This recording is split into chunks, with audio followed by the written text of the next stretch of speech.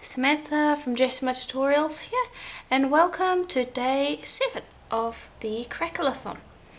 So today we're going to be doing a very simple crackle, and some might not even consider it a crackle, but it's a good alternative for those of you who don't have heat guns, paint that crackles, 99% alcohol, or any of the fancy crackling mediums. All you need is a crackle stamp and metallic polymer clay. So I've got this beautiful metallic polymer clay, and I do believe this is copper cernit, and I've also got a crackle texture stamp, so hopefully you can see that. Any crackle texture stamp will work.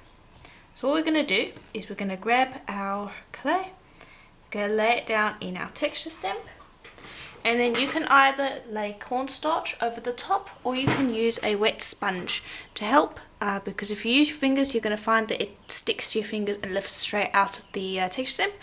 I prefer to use a wet sponge now to cornstarch, because the cornstarch means that the back is non-stick, which can cause issues later on. Whereas the wet sponge, although the clay doesn't stick to it, it doesn't cause any changes to the clay's consistency later on. There we go. You can see that we're using it to press that into the stamp.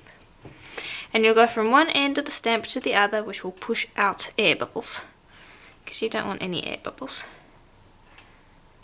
And I prefer to use my fingers than a roller. You could use a roller as well if you want.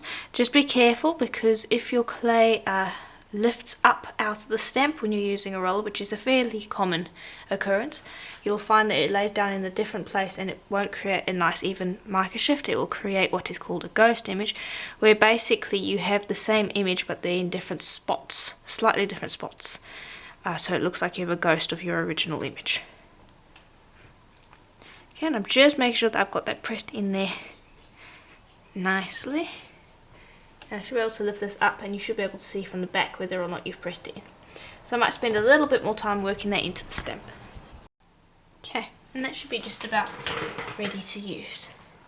Now all I'm going to do is I'm going to just turn it upside down, press it onto my tile. I am working on a ceramic tile, and all we're going to do is we're just going to press down these edges, and this will stick it down onto the tile ready for us to use. And you do this while the clay is in the texture stamp, because you can't do this once it's out the texture stamp without ruining your image. Then take this texture stamp and just peel it back, and you should be left with a nice pattern. Keep in mind you can do this technique with any textures you want, however I'm using a crackle texture because we are creating crackle effects this month. There we are. Then you need a flexible blade. And what I like to do, this is a very nice long blade, I like to hold it right in the middle, and I've got my hands out of the way so I don't slice myself or anything like that, and I give it a very slight blend, like that. And then I slice across the surface of the clay.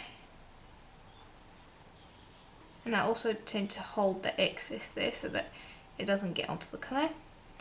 Remove the excess, and repeat the step for all of the raised areas on your clay, and you will get this kind of ghost image, which is what we call a mica shift. And don't hurry it, and try not to slice too deep as well, because you will lose that mica shift.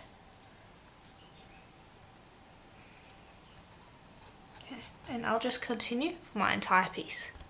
Okay, so I've shaved off most of the main areas. So just keep this excess, you can just reuse it.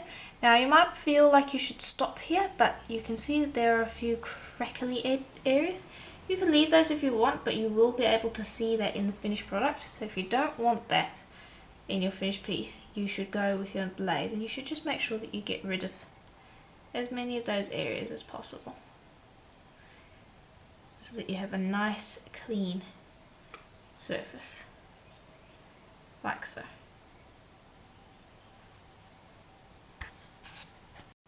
Okay, so here is what it should look like once it's cleaned up. Now you want to take a piece of printing paper, and I know these are a little bit dirty, but I like to reuse them. I don't like to use them only once. Okay, and we're just going to burnish that down. Now what that's going to do is it's going to flatten out any areas that are not flat yet, gonna smooth up the entire area because we do have a few divots where the blade cut a little deeper in some areas, and it will just smooth out the entire mica shift.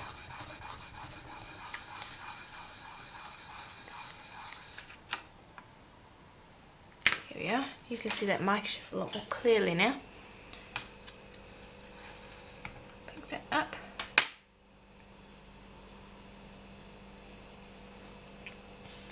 And there we are, hopefully you can see that nicely there.